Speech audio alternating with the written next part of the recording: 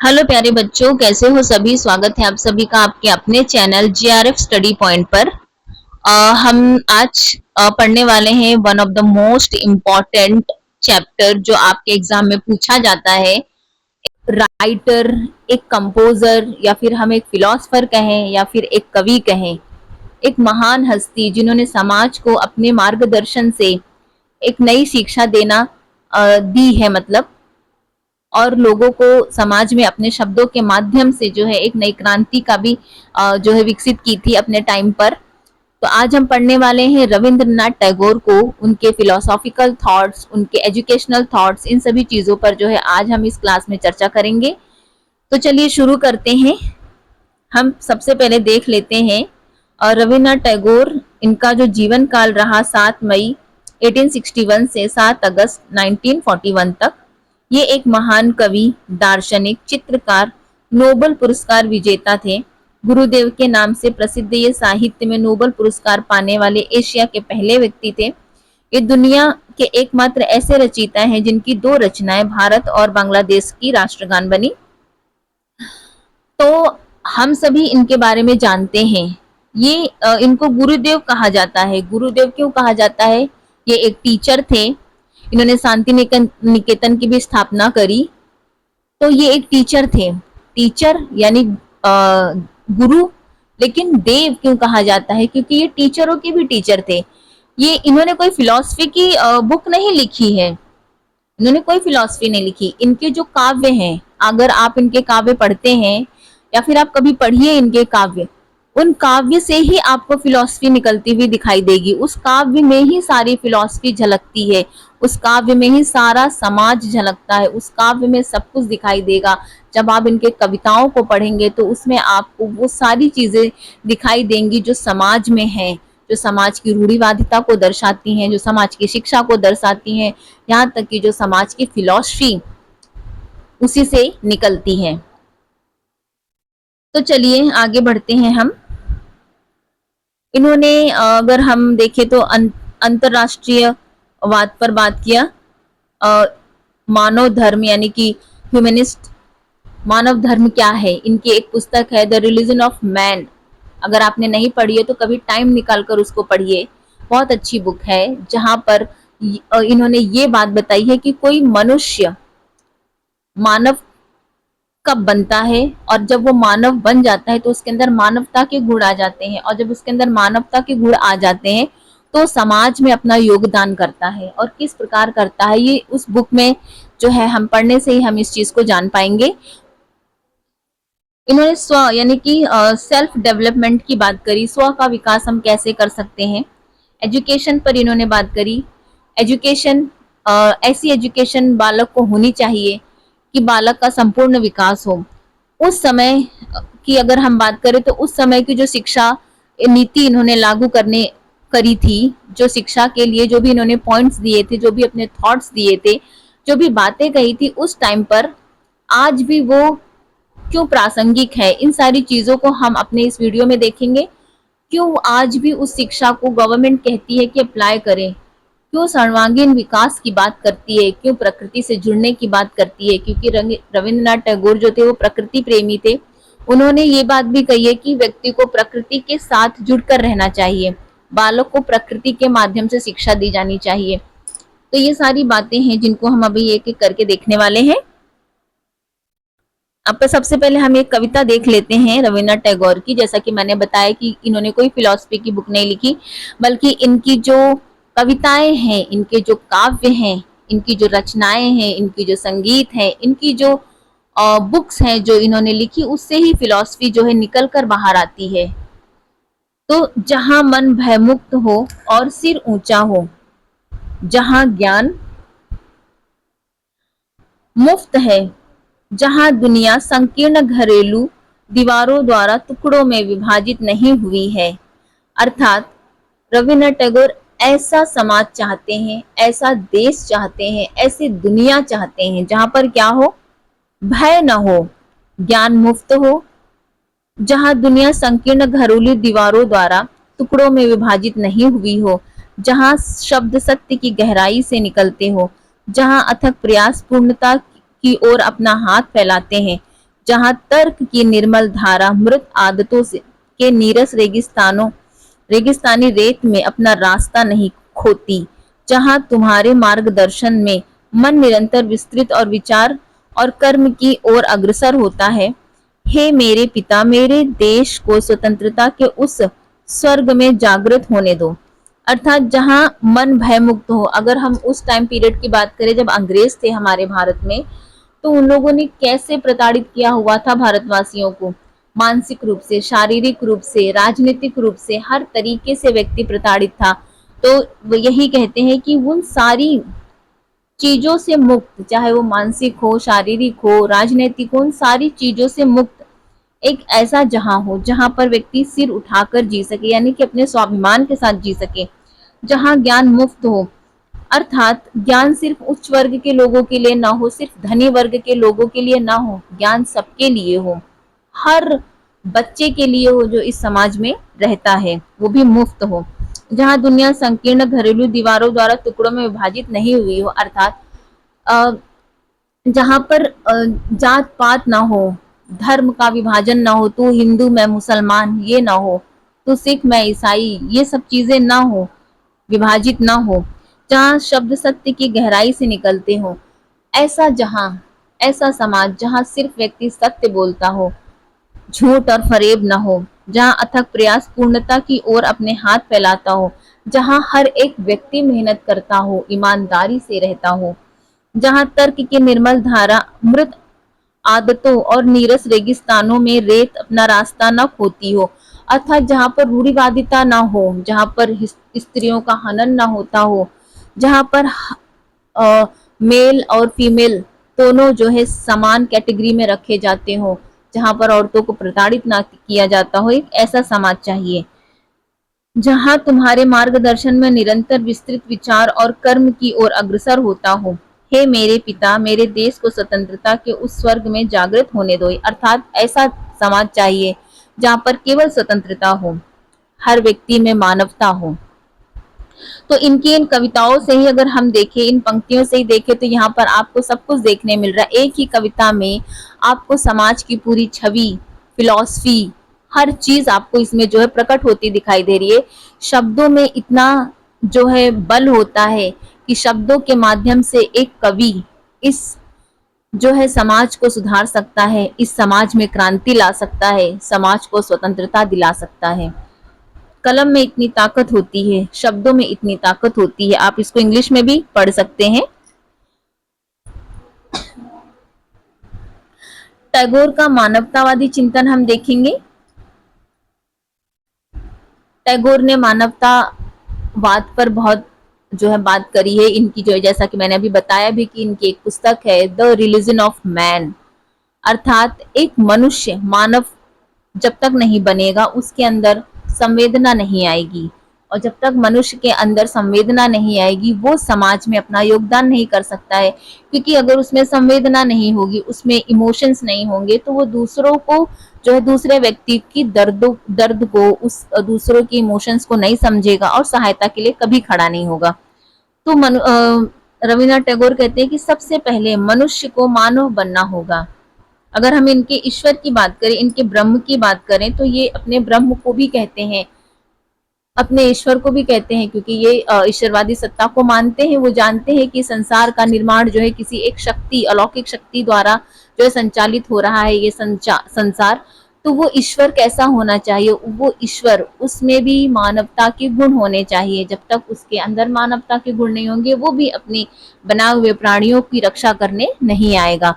अर्थात अगर वेदांत दर्शन की बात करें तो उस दर्शन में जो ब्रह्म है उसका ये खंडन करते हैं, यानी कि उसकी तुलना अपने ईश्वर से करते हैं। वेदांत दर्शन में ब्रह्म को अविनाशी, निराकार, यानी कि जिसका कोई आकार ही नहीं है, इस तरीके से बताया गया है। तो ये यही कहते हैं कि वो ईश्वर जिसका कोई आकार ही नहीं है, तो वो कैसे समझेगा, उसके अंदर मानवीय गुण तो है ही नहीं। परंतु ये जिस ईश्वर की बात करते हैं, इनके जो ईश्वर हैं, वो कहते हैं कि अगर मतलब उसके अंदर मानवीय गुण हैं, भावनाएं हैं, तभी वो अपने भक्तों की रक्षा करने आता है। इनका ये भी कहना है कि कोई भी व्यक्ति जब पूर्ण रूप से स्वयं को ईश्वर को समर्पित कर देता है, बहुत से ऐसे भक्त हैं जैसे मीराबाई को आपने देखा होगा, वो पूर्ण रूप से समर्पित हो गई कृष्ण को। उसी प्रकार जैसे कि आपने राम, जब वो केवट रहता है, जब नदी पार करनी होती है तो केवट भी अपने आप को पूर्ण रूप से राम को समर्पित कर देता है। ये छोटी छोटी जो बातें हैं, ये दर्शाती हैं कि जब हम अपने आप को पूर्ण रूप से समर्पित कर देते हैं ईश्वर को, तो ईश्वर स्वयं आते हैं आपकी रक्षा करने के लिए। पर आपका समर्पण कैसा होना चाहिए? निश्चल होना चाहिए, पूर्ण समर्पण होना चाहिए। तो इन्होंने कहा कि मैं मानवता के हृदय में वास करने की इच्छा करता हूँ। I yearn of dwelling within the humanity's heart.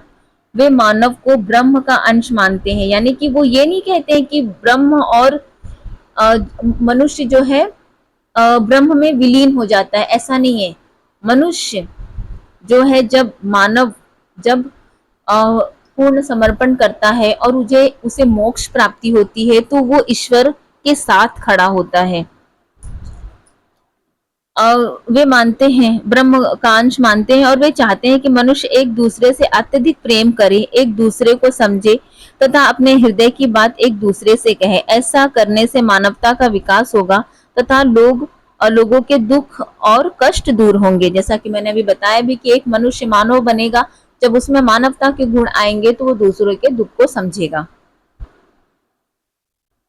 आगे हम देखेंगे इनके तत्व विचार, यानी कि मेटाफिजिकल जो इनकी थिंकिंग है। उन्होंने ईश्वर की सत्ता को स्वीकार किया है, उसे सर्वोच्च मानव माना है और मानव को उसकी सर्वोच्च रचना माना है।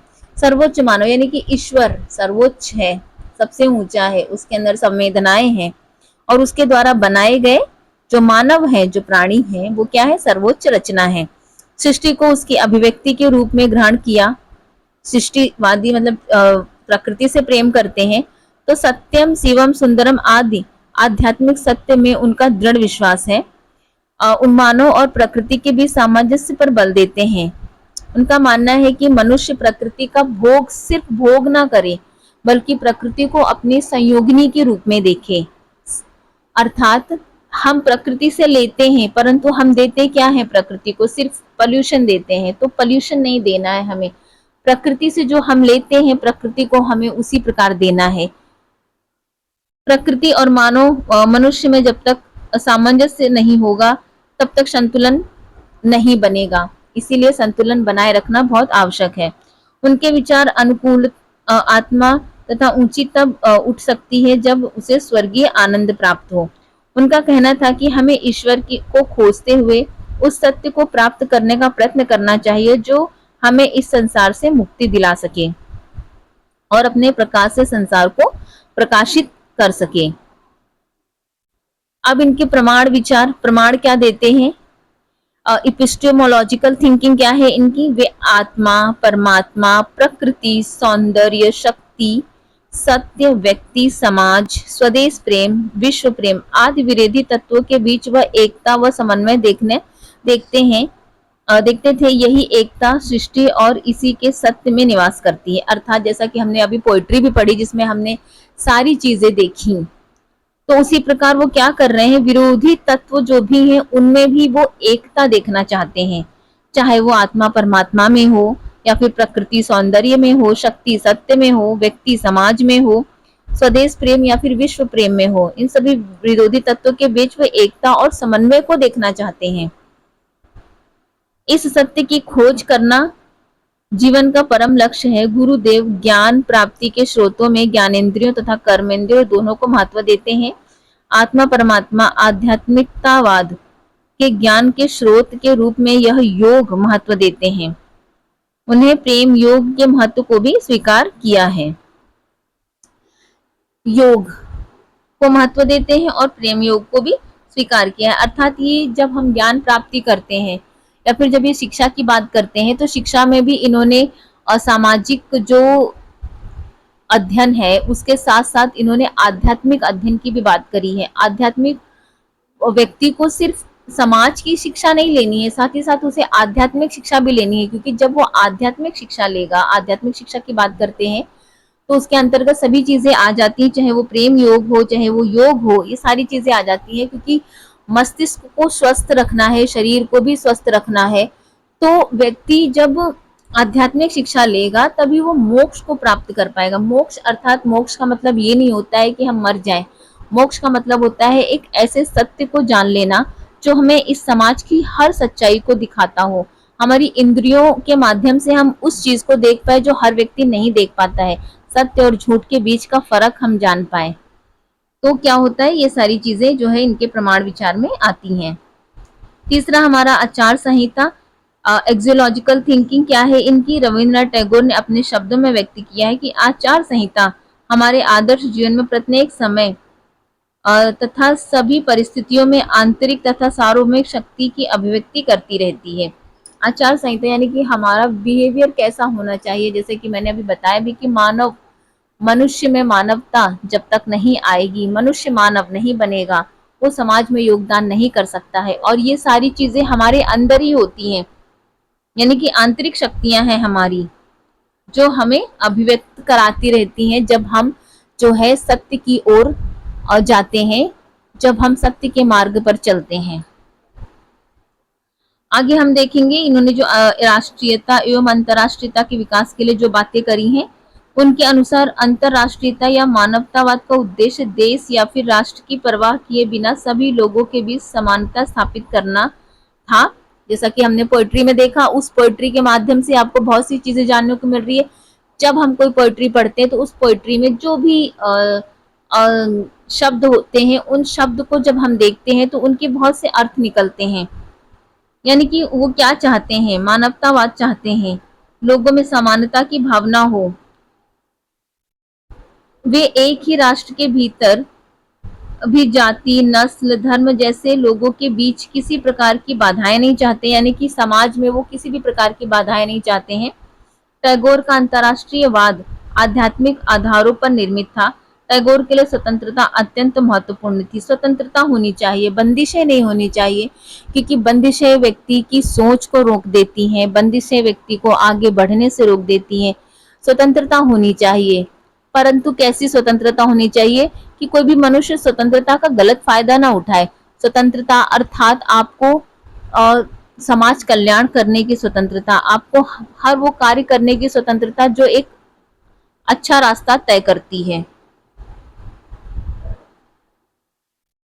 टैगोर तथा अन्य भारतीय उदारवादियों का मानना था कि भारत की वास्तविक समस्याएं उनकी सामाजिक समस्याएं हैं, न कि राजनीतिक समस्याएं।